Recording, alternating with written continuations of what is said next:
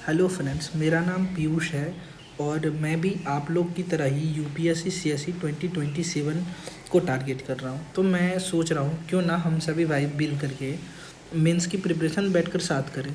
तो और आप लोग जानते ही हैं कि मेंस की प्रिपरेशन में it is not the content, it the mind set which matters more. तो हम क्या करते हैं, जो प्रहार की मैगजीन जिसका आप लोग जानते ही होंगे कि सक्सेस रेट बहुत ही अच्छा है और बहुत ही अच्छा स्मूथ कंटेंट है, एग्ज़ाम रिलेवेंट कंटेंट है। तो हम लोग क्या करते हैं, प्रहार की मैगजीन बैठ करके पढ़ते हैं और मैं सोच रहा हूँ कि हम लोग GS3 शुरू करते हैं।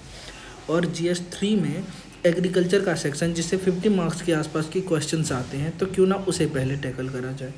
तो शुरुआत करते हैं, लेट्स सी। देखिए, पहली लाइन है कि agriculture is the art and science of cultivating soil, growing crops and raising live stocks. अब देखिए, पहले एक कॉन्सेप्ट समझते हैं। ये जो एग्रीकल्चर है इन जनरल क्या होता है फ्रेंड्स, कि एग्रीकल्चर कहने पे हमारे दिमाग में चमकता है क्या, क्रॉपिंग, ठीक है। बट वास्तव में agriculture isn't means only cropping. सिर्फ क्रॉपिंग ही नहीं है, इसके साथ एग्रीकल्चर में और भी चीज़ आते हैं, जैसे कि फिश फार्मिंग, एक्वाकल्चर मान लो, एक्वाकल्चर हो गया, हॉर्टिकल्चर हो गया, या आप ये बोल दो कि एलाइड एक्टिविटीज़।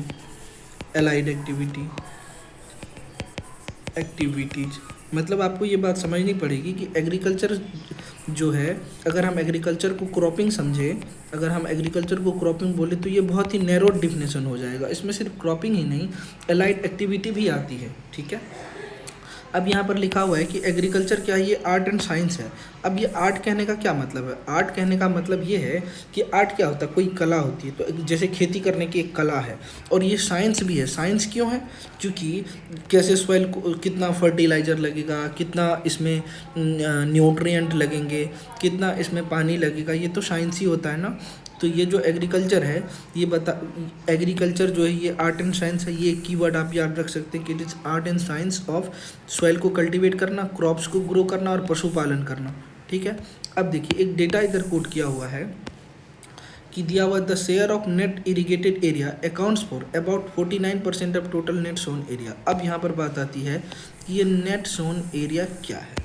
देखिए, नेट सोन एरिया होता है, नेट सोन एरिया कि वैसा एरिया जहाँ पर एटलीस्ट साल में एक बार क्रॉपिंग हो रही है, जहाँ पर एक बार खेती हो रही है। तो अगर मान लेते हैं कि नेट सोन एरिया 100 एकड़ है, 100 हेक्टेयर है, ठीक है। तो उसमें बोलता है कि 49% एरिया जो है, अगर 100 एकड़ है तो उसमें 49 एकड़ मान के चलिए आप, या 49 हेक्टेयर मान के चलिए कि इस पर इरिगेशन हो रहा है, ठीक है। इसका मतलब क्या हुआ कि जो 51% लैंड है अभी भी, मतलब 51 हेक्टेयर जो लैंड है उस पर इरिगेशन नहीं हो रहा है, मतलब इरिगेशन पाइप वाटर के थ्रू नहीं जा रहा है। तो जब इरिगेशन नहीं जा रहा है 51% लैंड पर, तो ये किस पर डिपेंडेंट होगा, ये मानसून बोल लो, या आप ये बोल लो कि ये रेनफॉल पर डिपेंडेंट है। अगर ये रेनफॉल पर डिपेंडेंट है तो इसकी समस्या क्या होगी, क्या ये यहाँ क्या इधर की जो क्रॉपिंग होगी क्या ये सर्टेन होगी, ये अनसर्टेन होगी। अब जब जो चीज़ अनसर्टेन है तो क्या इधर से स्टेबल इनकम निकल पाएगा, नहीं निकलेगा। तो एक समस्या तो ये हुई। और ये जो 49% इवन इरिगेटेड है, इसके बारे में दिया हुआ है कि इस 49% में से, इस 49 एकड़ वाली ज़मीन में से 40% तो आता है कनाल से, तो ये चलो अच्छी बात है, कनाल से। लेकिन 60% स्टिल आ रहा है कहाँ से, ग्राउंड वाटर से। अब देखिए, ये बात समझने की बहुत नीड है कि ये जो 60% अगर ग्राउंड वाटर से आ रहा है, तो ग्राउंड वाटर का पानी क्या होता है, वो पीने के योग्य पानी है। और जब जिस रीजन में वाटर स्कैर्सिटी ऑलरेडी है और वहाँ पर इरिगेशन पीने के पानी से आता है, तो ये कितना प्रेशर डालेगा, बहुत ही स्ट्रेस डालता है वाटर स्कैर्सिटी पे, और भी ज़्यादा प्रेशराइज करता है। तो ये बात हुई, इस डेटा को आप याद रख सकते हैं। और ये डेटा कोट किया हुआ है इकोनॉमिक सर्वे 2021-22 में। अब देखिए, दूसरा दिया हुआ एक डेटा कोट किया हुआ है। देखिए, इसमें जितने सारे डेटा दिए हुए हैं, there is no need to remember each and every data, but at beginning it is necessary to understand so that when we use to write answer they वो हमको क्या करेगा, कहीं ना कहीं हमको हेल्प करेगा, ठीक है। तो देखिए अगला डेटा दिया हुआ है कि इंडिया का agriculture sector has grown at an average rate of 5% annually from इतना टू इतना। देखिए ये बोलता है कि जो इंडिया का एग्रीकल्चर, मान के चलिए ये इंडिया हमारा, ये प्यारा इंडिया है, ये जो हमारा अरे यार मैं क्या बना रहा हूँ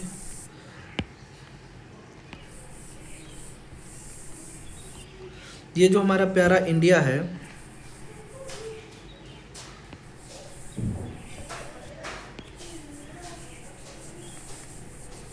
ठीक है, आप ऐसे मान सकते हैं कि हमारा प्यारा इंडिया है। अगर हमारे इंडिया का एग्रीकल्चर सेक्टर ये देखिए बोल रहा है कि एनुअली ऑन एन एवरेज ये 5% से ग्रो किया है। अब यहाँ पर देखिए एक फाइनेंशियल ईयर भी कोट किया हुआ है, यहाँ देखिए फाइनेंशियल ईयर कोट है 17 to 23, मतलब ये समझिए कि ये जो फाइनेंशियल ईयर 17 से लेकर के फाइनेंशियल ईयर 23 तक, मतलब कितने साल हो गए, अब देख लो 6 साल हो गए, 6 ईयर्स तक ये कंटिन्यूसली 5% के आसपास से ग्रो करा हुआ है, ये बात बोल रहा है। तो ये हमको क्या दिखा रहा है कि अब ये जो रीजन देखिए 17 से 23 तक का, इस समय में कितने ज़्यादा उथल पुथल मचे भारत में कोविड-19 के खिलाफ, या और भी चीज़ें जो भी देश में भी आर्थिक जो इकोनॉमिक स्लो डाउन हो गया था लॉकडाउन की वजह से, फिर भी एग्रीकल्चर सेक्टर 5% ग्रो कर रहा है। जो क्या दिखाता है, ये दिखाता है कि इंडिया का एग्रीकल्चर सेक्टर बहुत ही रेजिलियंट है, ठीक है, वही बात यहाँ लिखी हुई है। अब देखिए अगला डेटा कोट किया हुआ है अकॉर्डिंग टू एग्रीकल्चरल सेंसस। अब जो एग्रीकल्चरल सेंसस है ये समझिए, एग्रीकल्चरल सेंसस के हिसाब से एग्रीकल्चर सेंसस क्या बोलता है, यहाँ देखिए कि 73.2% ऑफ रूरल वुमेन, अब 73.2 को उतना तो याद रहेगा नहीं, 70% जो है रूरल वुमेन, जो गांव में रहने वाली वुमेन है, अगर मान के चलिए 100 वुमेन है गाँव में, तो उसमें से 73 वुमेन क्या करती है, रूरल वुमेन की बात कर रहा हूँ मैं, अर्बन वुमेन नहीं, रूरल वुमेन जो है ये कहाँ पर इंगेज है, देखिए यहाँ पर लिखा हुआ वो फार्मिंग एक्टिविटी में इंगेज है। ये कहाँ है, ये है फार्मिंग एक्टिविटी में, ठीक है, ये है फार्मिंग एक्टिविटी में। अब यहाँ देखिए समस्या, अब इसको समझिएगा, और पर अब यहाँ पे देखिए लिखा हुआ बट ओनली इतना % हैज ऑनलाइन हैंडलिंग, मतलब मोटा मोटी इसे ये समझिए कि इसमें से केवल 13 महिलाएं हैं, 13% वुमेन को लैंड होल्डिंग है। अब ये देखिए, अब इस डिकोटोमी को समझिए अच्छे से कि 100 में से 73 महिलाएं काम कर रही है रूरल सेक्टर में, वो फार्मिंग में, और केवल 13% वुमेन के पास लैंड होल्डिंग है। तो इससे समस्या क्या होगा, हम जानते हैं कि एग्रीकल्चर सेक्टर में या किसी भी सेक्टर को ग्रो करने में क्रेडिट की आवश्यकता बहुत ज़रूरी होती है, लोन की आवश्यकता। अब जब ये महिलाएं जो खेती करती है लोन लेने के लिए जाएंगी तो क्या बैंक इसे लोन देगा, नहीं देगा, क्योंकि इसके पास लैंड होल्डिंग है ही नहीं, ये कोलेटरल रख ही नहीं पाएगा, तो ये बहुत बड़ी इशू हो जाएगी, ठीक है दोस्त। तो इसलिए इसे आप एक चैलेंज की तरह देखेंगे कि even though 73% of women is working in agricultural field, इसके पास फिर भी 13% ही महिलाओं के पास जो है लैंड होल्डिंग है। समझ आ गया होगा आई थिंक। अब देखिए नेक्स्ट डेटा क्या लिखा हुआ है, an RBI study in 2019 said that 28% of agricultural credit is still provided by money lenders। अब ये देखिए ट्रेडर्स एंड रिलेटिव्स, अब देखिए ये बहुत ही अच्छा चीज़ है। एक फार्मर से इस कॉन्सेप्ट को एक बार समझ लेते हैं, फिर मैं बताऊंगा कि वो पॉइंट क्या है। एक सेकेंड मेरे दोस्त, अब ये देखिए, एक सेकेंड देखिए, ये एक फार्मर है, ठीक है, अब इसकी ये एक एग्रीकल्चरल फील्ड है। अब इसको करनी है भाई साहब को खेती, और खेती के लिए चाहिए इनपुट समझते ही होंगे। एक सेकेंड, जैसे कि इसको फर्टिलाइज़र चाहिए होगा, इससे पहले इसको सीड चाहिए होगा, फर्टिलाइज़र चाहिए होगा, इसको वर्किंग कैपिटल भी चाहिए होंगी। तो इस सब के लिए इसको क्या चाहिए, पैसे चाहिए, इस सब के लिए इसको मनी चाहिए, और ये मनी चाहिए। और ताकि एग्रीकल्चर के फील्ड में ये इन्वेस्ट कर सके। तो फार्मर को इस समय चाहिए होता है पैसे, और जब पैसे चाहिए तो वो क्या करेगा, लोन लेगा। लेकिन आप देखिए हमारे इंडिया में ये बहुत ही आयरनी है, बहुत ही विडंबना ये है,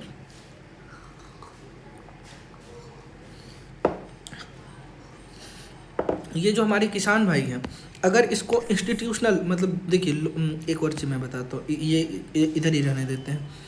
जो लोन है, लोन के दो सोर्स हैं।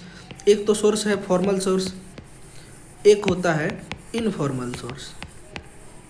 फॉर्मल सोर्स इसको बोलते हैं वैसा सोर्स जैसे हम जब बैंक से लेते हैं, शेड्यूल कमर्शियल बैंक से, उसके बाद अगर हम कोऑपरेटिव बैंक से ले लेते हैं, ये सब क्या है, ये सब फॉर्मल हुआ। और इनफॉर्मल हुआ कि हम अपने फ्रेंड से ले लिए, हम मनी लेंडर से ले लिए, हम अपने गाँव के मुखिया ग्राम प्रधान से ले लिए, ऐसा करके ये इनफॉर्मल सोर्स है। इस इनफॉर्मल सोर्स में क्या होता है कि इंटरेस्ट रेट जो है, जो इंटरेस्ट रेट है ये बहुत ज़्यादा होता, बहुत ही ज़्यादा होता। इस वजह से क्या होता है, ये जो फार्मर है इसका एक्सप्लॉयटेशन होता है, ठीक है।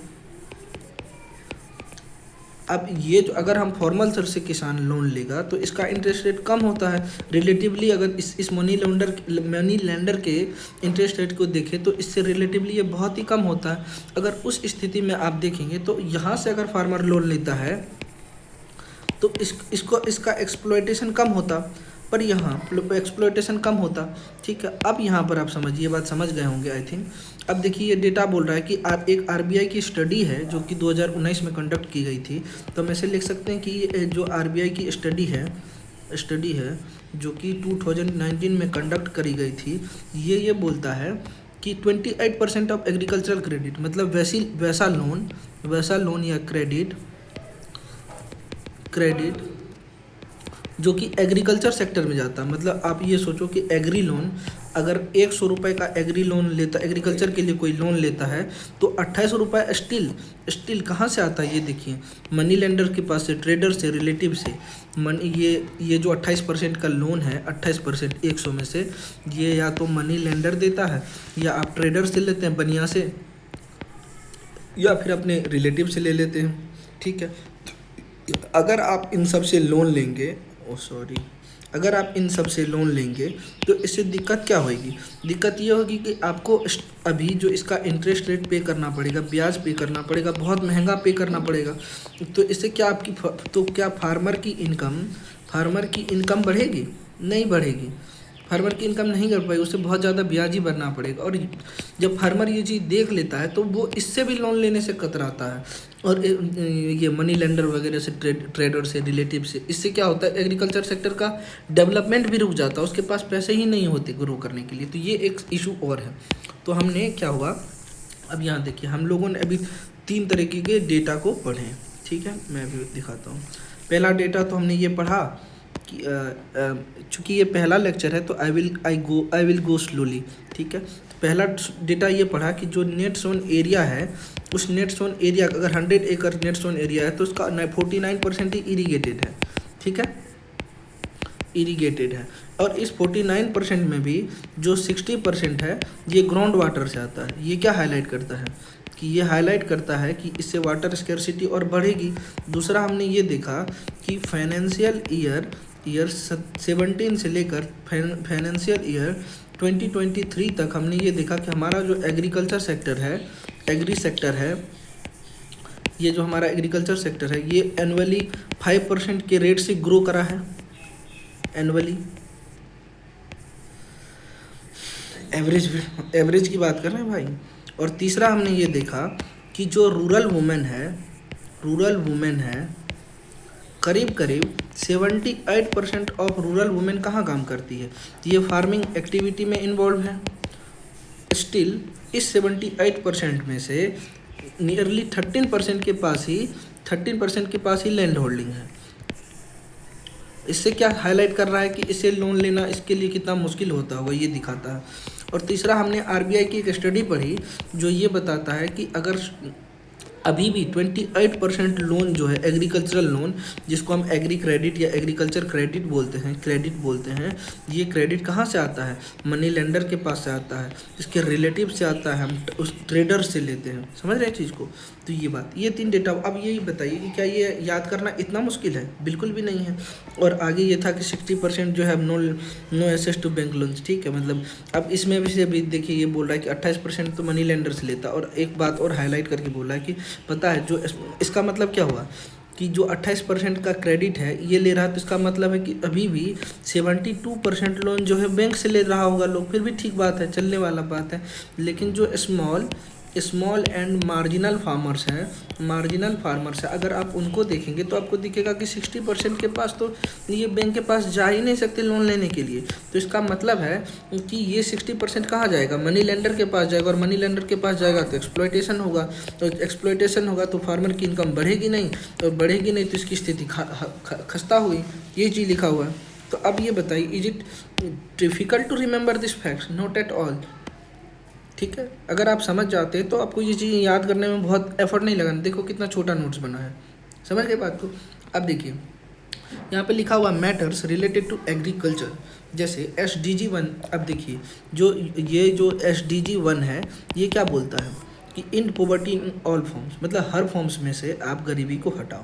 दूसरा है ग्लोबल हंगर को ख़त्म करना। इसमें ये एग्रीकल्चर का ही तो है, पॉवर्टी, जो भूखा इंसान है वो भी तो एक पॉवर्टी की निशानी है। और जो एग्रीकल्चर सेक्टर में काम करने वाले स्मॉल एंड मार्जिनल फार्मर्स है, उसकी भी तो गरीबी मिटानी है। और ऑल फॉर्म्स में इवन ये हिडन हंगर को भी इंक्लूड कर लेता है।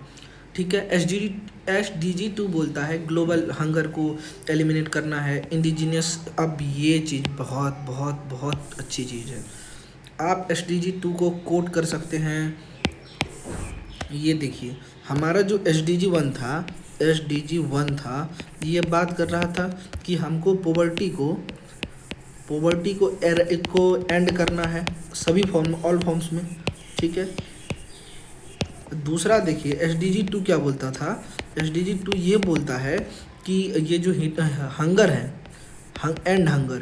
हंगर को एंड करना है। ठीक है। साथ ही साथ ये बोलता है जो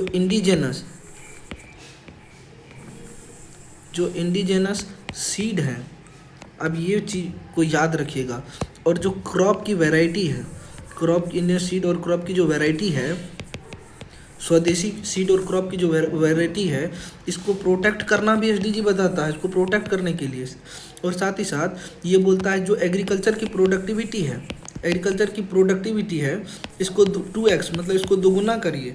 जो फार्मर की इनकम है, इसको भी दोगुना करने की बात करता है। ठीक है, ये SDG 2 है। तो जब भी बाई 2030 में कहता है, ये तो याद ही रहेगा। देखिए, जब भी आपको फार्मर से रिलेटेड कुछ बात कहे तो आप SDG 2 का यूज कर सकते हैं based on the demand of question. If you include SDG in your introduction, it gives you values. ठीक है, जनरलिस्टिक आंसर से आपका आंसर बेहतर दिखेगा। तो ये चीज़ आप याद रखेंगे। अच्छा, एक प्रीलिम्स फैक्ट्स है। ये प्रीलिम फैक्ट्स ये बताते हैं कि देखिए एग्रीकल्चर जो है ये स्टेट लिस्ट में आता है, तो और ये स्टेट लिस्ट के एंट्री नंबर 14 में आता है। पर आप ये देखेंगे कि एंट्री नंबर 33 कंकरेंट लिस्ट में भी एग्रीकल्चर से रिलेटेड थिंग्स हैं। एग्रीकल्चर से रिलेटेड तो है, पर ये एग्रीकल्चर मार्केटिंग से रिलेटेड है। पर ये जो है स्टेट लिस्ट में जो है ये प्रॉपर एग्रीकल्चर खेती वेती वाली चीज़ें हैं। समझ गए बात को? तो ये थोड़ा याद रखना है। और ये याद रहे तो ठीक है, 14 और ये 33 है। नहीं भी याद रहे तो चलेगा, बस ये याद रखना कि एग्रीकल्चर जो है ये स्टेट लिस्ट में है और एंट्री नंबर 14 में है, स्टेट लिस्ट में है। और कंकरेंट लिस्ट में भी एग्रीकल्चर से रिलेटेड मैटर है जो कि 33 में है। लेकिन ये एग्रीकल्चर से रिलेटेड मैटर है, पर एग्रीकल्चर के मार्केटिंग से रिलेटेड मैटर, बस ये याद रखना है। ठीक है, समझ गए? आई थिंक आप समझ गए होंगे। अब ये बताइए, क्या आपको ये याद नहीं हो गया कि हमने अभी क्या पढ़ा? हमने ये पढ़ लिया। अब मैं आपको नोट्स बना करके भी दिखाता हूँ कि मैं अगर अब इसको हम नोट्स बनाएंगे तो हम कैसे नोट्स बनाएंगे। एक सेकंड बस मुझे टाइम दीजिए, I am selecting my pen.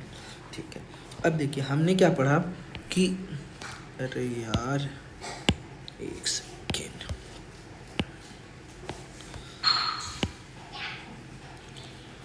अब देखिए हम लोग पढ़ रहे थे एग्रीकल्चर सेक्टर को, ठीक है। हमने एग्रीकल्चर को समझा कि ये साइंस भी है प्लस ये आर्ट्स भी है। किस चीज़ का, कि कैसे सॉइल को कल्टीवेट करा जाता है, पहली बात। कैसे क्रॉप ग्रो करे जाते हैं, और कैसे लाइव स्टॉक की रियरिंग करी जाती है, ये एग्रीकल्चर। और हमने ये बताया कि एग्रीकल्चर का मतलब बस आप क्रॉपिंग ही मत समझना, इसमें क्रॉपिंग के अलावा अलाइड एक्टिविटी भी शामिल है, जैसे कि क्या बोलते हैं एक्वाकल्चर, जैसे कि हॉर्टिकल्चर, ठीक है, सेरीकल्चर, ये सब चीज़ें भी एग्रीकल्चर में शामिल है। फिर हमने एग्रीकल्चर से रिलेटेड कुछ डेटा ये पढ़े कि जो टोटल नेट सोन एरिया है उसका 49% ही इरिगेटेड है, और इस इरिगेटेड में 60% वाटर जो ग्राउंड वाटर से आता है और 40% कनाल से आता है।